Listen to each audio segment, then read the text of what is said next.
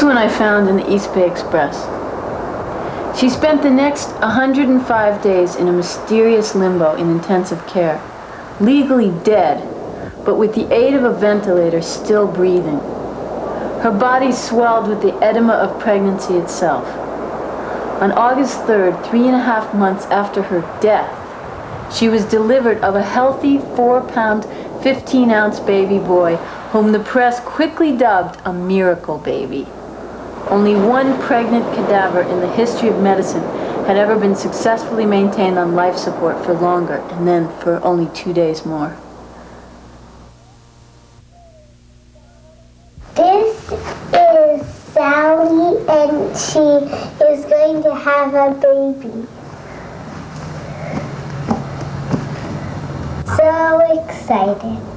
The hairdresser was making her hair into a big, plump braid. Then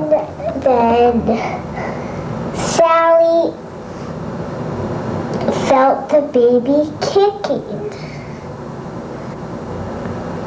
Like kicking and kicking and kicking.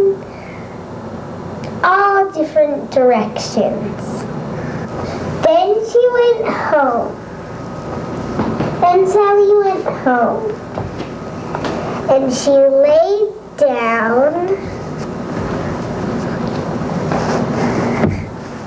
and gave birth.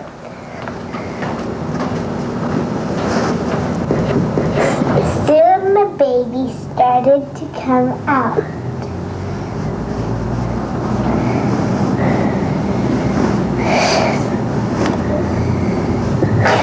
And she dressed it in little clothes. Then she nursed her baby.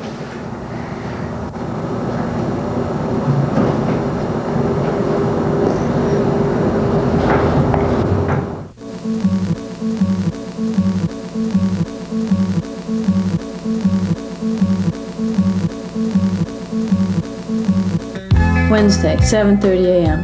Ate a bowl of oatmeal and vanilla goat yogurt sprinkled with wheat germ and granola. Drank a cup of soy milk. 10:30 a.m. 2 pieces of toast slathered with cream cheese and blackberry jam. Cup of peppermint tea.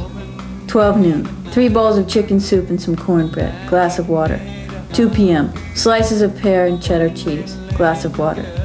4 p.m. Doing errands, got ravenous for some chicken. Stopped in at Everett and Jones for some barbecue, but the stacks of Wonder Bread turned me off. Ended up over at I Caramba for a grilled chicken burrito and a bowl of guacamole and chips. 6:30 p.m. Jeff's birthday dinner. Cafe de la Paz. Green-lipped mussels, seafood soup, ceviche. Plain Calistoga.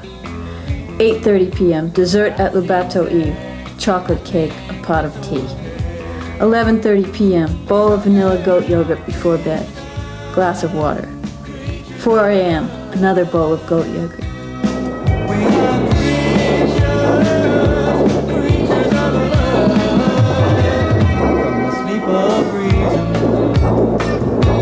Life is born. We are creatures of love. We are creatures of love.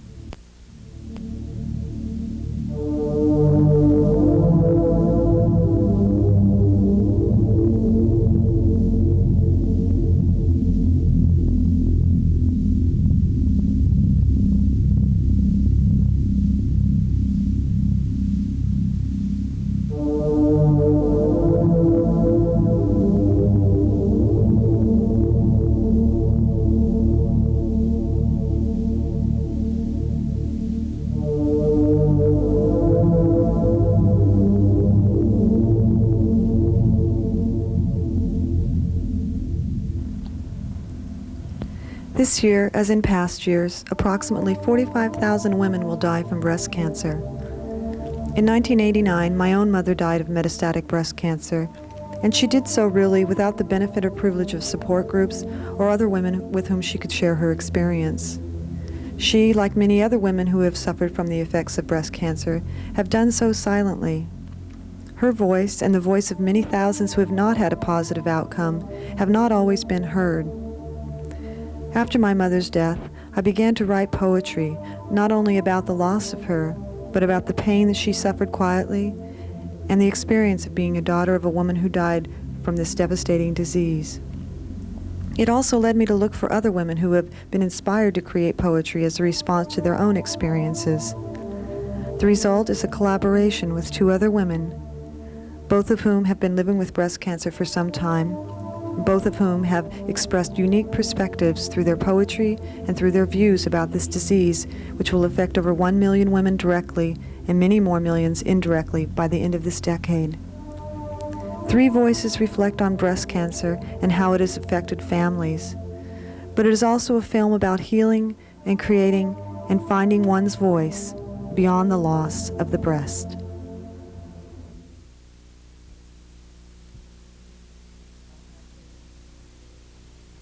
I'd had mammograms regularly the way a woman, I was 49, the way a woman between ages 40 and 50 was meant to do.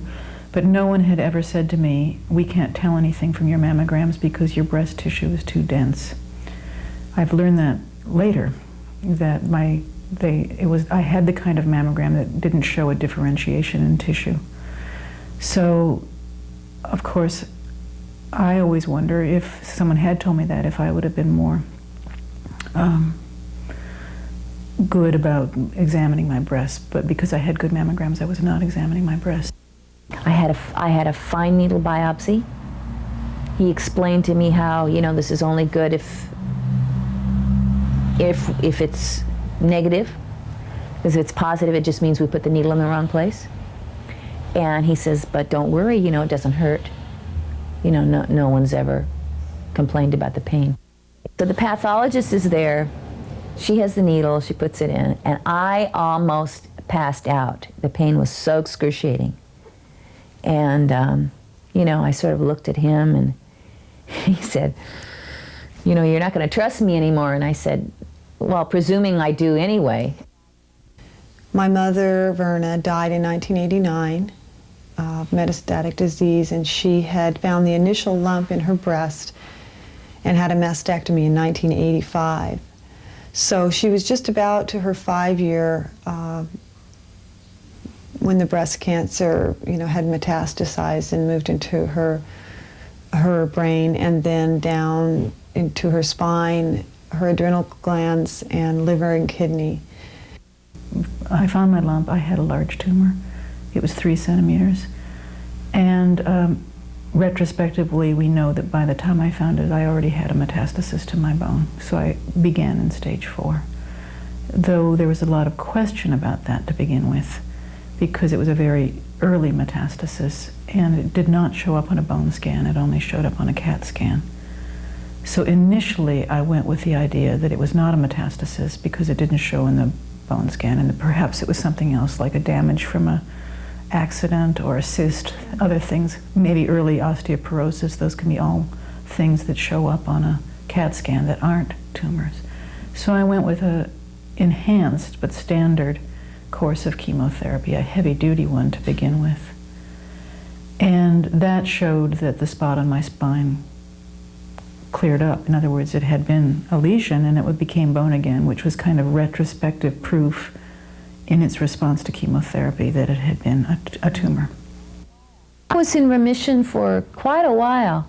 I was in a support group, and things were going along, and everybody was waiting for the other shoe to drop, except me. I don't think my mother thought about metastatic disease at all. I think she just put breast cancer out of her mind altogether.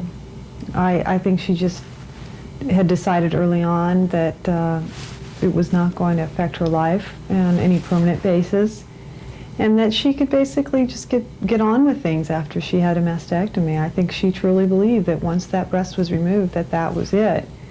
And we all thought the same thing. You know, I certainly wasn't understanding breast cancer at all. I didn't know what recurrent breast cancer was. I didn't think of breast cancer in relationship to me. I was in my 20s, and when my mother was sick, you know, she was very positive about her outcome, and I didn't, and I didn't see any reason to, you know, think otherwise. Who is it that decides these things? You know, is there some guru up on high who, you know, who's got the chart and he's like, yeah, let's take her. Nah, she can stay around for a little longer. So that's sort of what I was thinking about. And when I said, you know, that it's a rule. Can't go till you're ready. And I'm not ready, God damn it.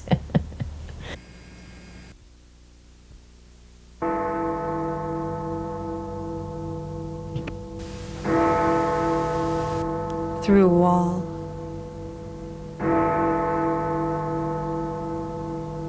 I heard a voice.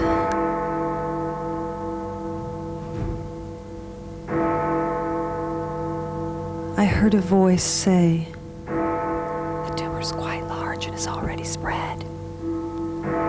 The tumor's quite large and is already spread."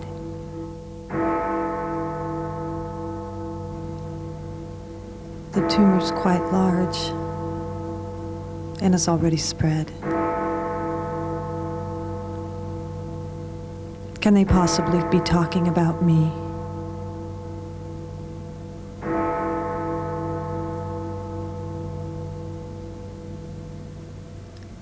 Surely this is a mistake, or some kind of error.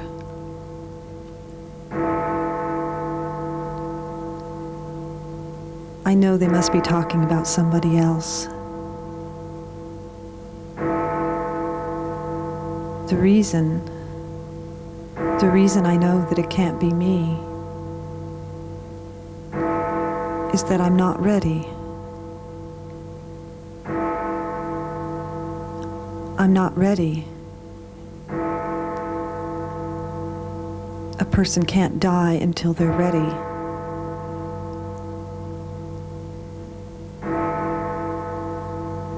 That's a rule.